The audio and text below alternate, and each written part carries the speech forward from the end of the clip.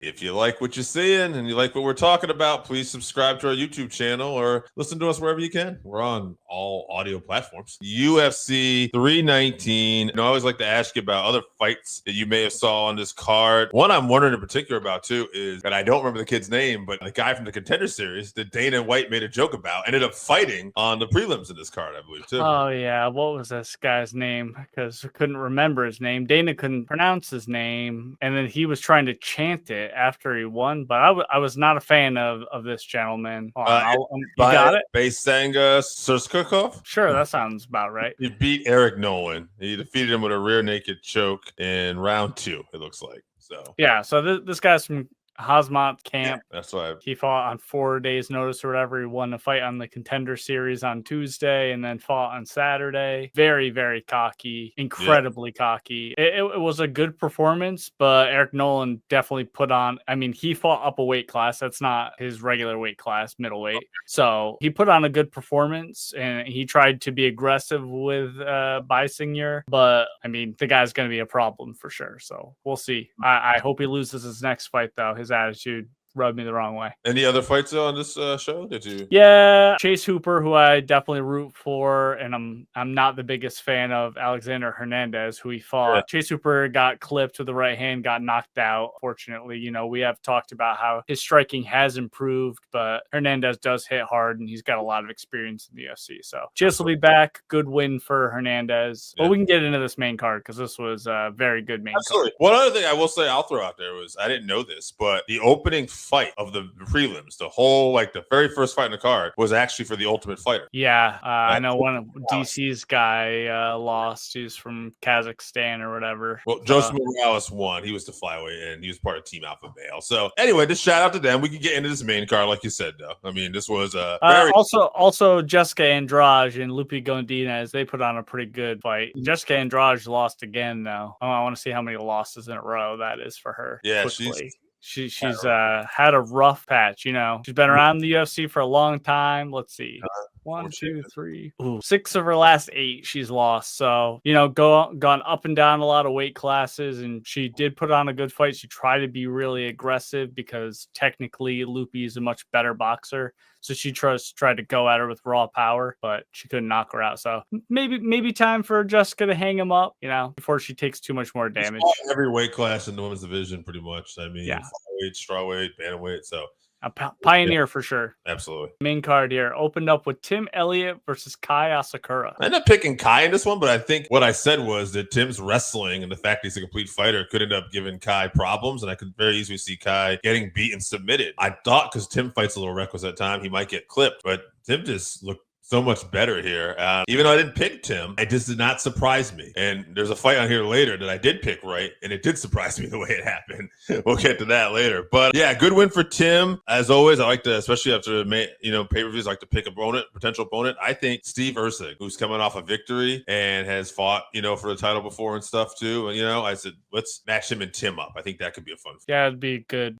Possibly keeping Steve in the same direction, but not catapulting right into those guys that he was struggling with. Yeah. And, good bar for Tim Elliot, Yeah. So Elliot got a second round guillotine. He looked really good after being out for 2 years straight. So his super awkward striking style was tough for Kai. Plus, obviously, we know at this point that Kai's grappling just is not at a UFC level. So it's possible he's going to struggle going forward. I root for him. I like him. And with the right matchups, he could have a lot of fun fights. But I think he's going to struggle in the UFC. I agree. Just not enough complete skills right now. Shout out in the comments to Antoine Willis Jr., new viewer. Thank you for tuning in, man. Appreciate you. And should we bet on Sergey? I believe that's coming up this weekend. We'll get to that fight night coming up. I don't think it's the co-main event, but it was a fight I wanted to talk about anyway. Jared Cannonier versus Michael Venom Page. Yeah, MVP, that awkward style again. I thought you were right. I thought Jared would be able to maybe close the distance and get in there. Nope, MVP kept him off balance and did what he had to do. I believe he wanted to fight Carlos, who also we're going to talk about later on. Is his next opponent. I think it's a good fight. It's a striking matchup.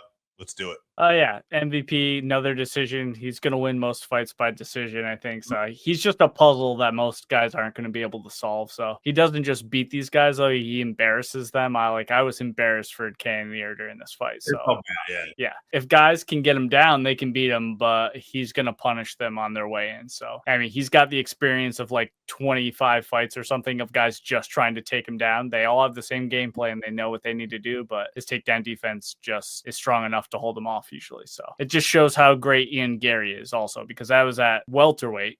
He fights MVP fights at middleweight and welterweight. And so at the lower weight class, he was able to be out grappled by Ian Gary. So I'd like to see MVP versus RDR or Fluffy at middleweight if he wants to do middleweight. That could be very interesting.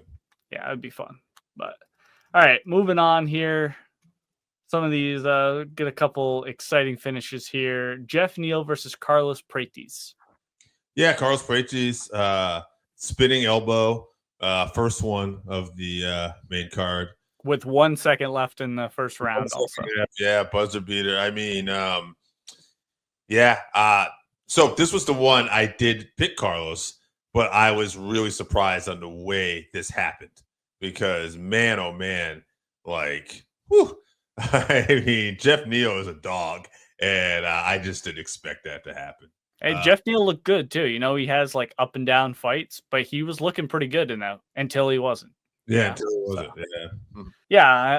Prates, he just looked supremely confident. He was, like, clearly in some sort of flow state or whatever you want to call it, but he's on his way to a title shot. I said last week, if he gets another first round KO, I'm all in on the Carlos Prates train. So give me the conductor hat and give me the horn. Let's go. So I want to see him against a wrestler next, though, before he gets a title shot. Maybe like a Colby. Colby's up there fucking taking up a ranking he doesn't deserve. So maybe Carlos can punish him for that. Yes. MMA Sap, also a new comment. Do you think Jean Silva will get a title shot over Lerone if he knocks out Diego? We'll talk more about that fight later. Possibly. That one's going to be interesting to tell because I feel like new blood in that division is really good. And Lerone kind of really catapulted himself there. But Volk is kind of asking for Lerone right now. But well, he asked for Mosvar. And they were like, "No, you're not getting that." So I think Murphy is going to be next, but I think Silva's very exciting. So if he gets another exciting KO, he could jump in front too.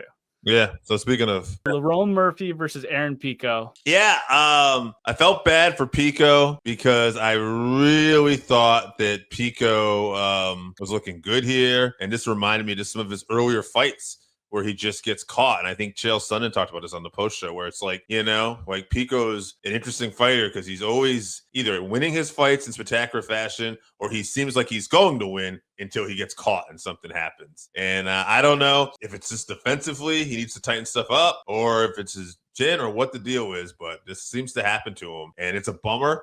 I know he's mentally a tough guy, and I hope he just bounces back. Yeah, he's just not blessed with a granite chin. Some people are just genetically blessed with that. He's blessed with every other skill except for just being able to take those shots. So he looked really good. He just got a bit too aggressive. Last week, I said he couldn't have gotten a tougher opponent for his debut, and that was shown. So I expect Pico to go out and win the next one for sure. Hopefully against an appropriate opponent, but he definitely needs to take a while off. That was a bad KO. Murphy landed a couple after he hit him with the elbow, and he was out with his eyes open for a while. Feel bad for Aaron Pico. Murphy, got to get a title shot next, I think. If not, one more. It's a very stacked division. And if it's one more, I'd like to see him fight Yair. I think that'd be a fun fight. Oh, yeah, that would be a fun fight. Yeah, for sure. This comment here, and Geoff Neal, apparently that was his last fight in his contract. So the UFC will negotiate. I think, yeah, obviously. But, I mean, Geoff Neal, definitely talented fighter. I'd look at his options, because coming off a loss, he might not get the best, deal for him. But, he's a talented enough fighter that if there's still a PFL and there's still some of these other promotions out there, go make the money while you can. I also think that he's one of these guys that's a good measuring stick for where you're at in the division. The UFC kind of likes to keep those guys around to build up the fighters that they think are going to take off. So I think they'll re-sign him. Also, I do like this. Aaron versus Pitbull next, possibly. I mean, a former Bellator fight could be interesting right there. I don't think the UFC wants to do that, though. They want to see UFC guys beating up Bellator guys. Right. Well, let's All talk right. about beating up. Yeah, beaten up for sure. Yeah, Dricus Du Plessis versus Khamzat Chimaev. Dude, I watched this show the next day. I avoided spoilers, and I was so happy I did because, one, it was a fun show that was going really fast, and I got to that main event, and I kind of had stuff I was doing, and I was kind of playing along, and I was paying attention, but I'm like, wow, like it was so dominant and impressive. But I thought about you guys, and I was like, this would be a tiring fight to watch late at night. Like if I wanted to go to bed, because this is dominant. This isn't close. This isn't very exciting. Hey, congratulations to Chimaev. I do want to say this. There were holes in his game and stuff where even though he looked devastating and he beat everybody up, there were certain fights we talked about. We questioned his cardio, the Usman fight. Gilbert Burns. Yeah. Gilbert Burns, thank you. And that does not look to be the case right now. He went 5 rounds. I know he was on top the whole time, so it's tough to measure. But yeah, I'm with you. He worked for Sam Calavito, who was TJ's old strength and conditioning coach. Yeah. So you know what kind of shape he gets those guys in. And as far as next opponents, there's a fight night in 2 weeks. Imavov and Barrio. Barello. Yep. Well, yeah. Fighting nerds. Yep. Yeah. I imagine the winner of that, since I know Nazadine is #1 contender right now. You know, Carl, he's undefeated. So I'm thinking whoever wins that will probably be the one to fight Chimaev next. But personally, I love Anthony Fluffy Fernandez just because his jiu-jitsu game and his cardio and his striking. And he's such a complete fighter. I don't know, like if Anthony, I'm not saying he won't beat some of the other contenders, but I'm just saying stylistically, I really like the matchup with Chimaev. Yeah, that could be potentially really fun. You know, I don't know what Fluffy looks like when he's the one on his back trying to get up, though. We don't know. He's always the one pushing forward. So it's the same, though, with Khamzat, because, you know, Hernandez would be the one trying to take him down. So can Khamzat get up from his back? Something tells me he can. But back to this one. Yeah, obviously not how we saw this one going. Khamzat absolutely dominant. I thought DDP would be able to get up at least a couple times, but I mean, he looked like he was going to be in the crucifix more times than he was even making attempts to really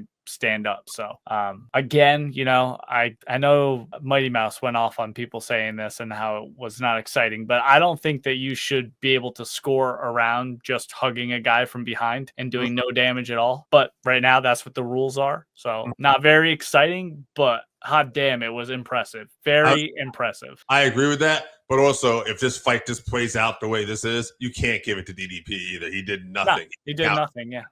So rough break, and nobody's treated DDP like that yet. So impressive. Right. He's looked great, like as a champion too, but no way do you get an immediate rematch after being, 50-40 forward or whatever the decision was. So no, and, his coach saying that they're going to come back and they're going to make adjustments. There's not enough time to make the adjustments necessary. He's just got what you don't have. So no, he might be fighting RDR or Fluffy next. Honestly, that could be. Yeah. He might be playing the gatekeeper role. DDP Fluffy is a fun fight too. So